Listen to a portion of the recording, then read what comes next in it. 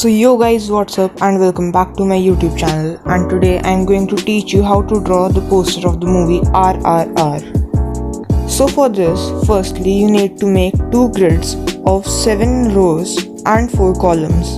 Here the side of each square is 2 cm and the space between them is of 6 cm. So firstly we are going to draw Ram Charan. And to draw him, we are going to start from the third row of the first column. So let's get right into it.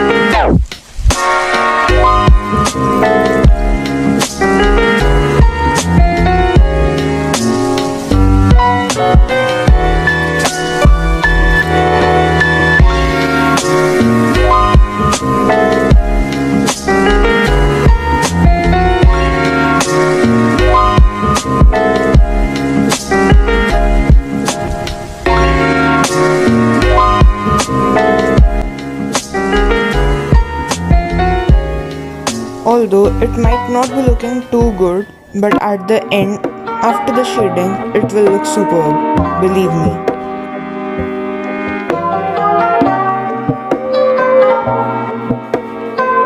Now we are going to draw Junior NTR, and for drawing him, we are going to start from the third row of the fourth column.